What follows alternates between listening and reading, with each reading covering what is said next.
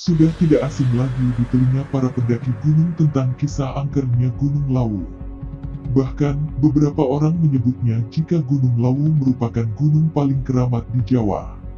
Gunung setinggi 3.265 mdpl ini terletak di 2 provinsi dan 3 kabupaten, yakni Kabupaten Ngawi dan Magetan, Jawa Timur serta Kabupaten Karanganyar, Jawa Tengah. Gunung Lawu juga menempati posisi ke-76 gunung tertinggi di dunia. Gunung ini memiliki 3 puncak, yaitu Hargo Dalem, Hargo Dumiling, dan yang paling tinggi bernama Hargo Dumilah. Cerita-cerita masa lalu berkenaan dengan Gunung Lawu semakin memantapkan pilihan untuk mendaki atau sekadar berwisata di kawasan sekitarnya. Terlebih pendakian ke Gunung Lawu juga sudah mulai dibuka di era normal baru. Sejarah Gunung Lawu pun kerap dikaitkan dengan legenda tentang Prabu Brawijaya V, raja terakhir kerajaan Majapahit. Prabu Brawijaya V. Kisah ini berawal dari masa berakhirnya kerajaan Majapahit, yakni pada tahun 1400 Masehi. Kala itu orang yang menduduki kursi kerajaan adalah Prabu Brawijaya V. Singkat cerita, saat Raden Fatah memasuki usia dewasa, ternyata Raden Fatah memeluk agama Islam. Ia membelot dari agama sang ayah yang beragama Buddha.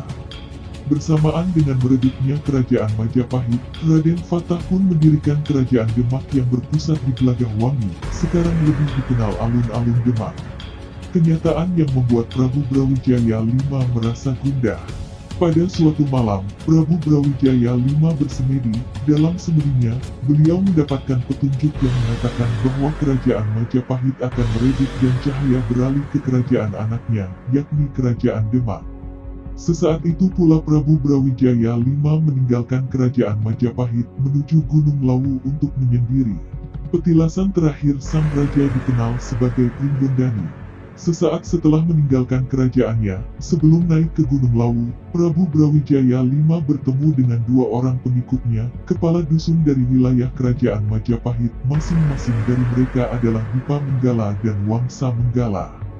Karena mereka berdua tidak tega melihat Prabu Brawijaya V berjalan sendirian, mereka pun ikut menemani Prabu Brawijaya V naik ke puncak Gunung Lawu.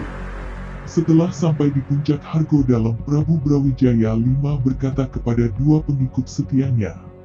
Selesai mengucapkan kalimat itu, Prabu Brawijaya V pun menghilang. Hingga kini, jasad beliau tidak pernah ditemukan oleh siapapun.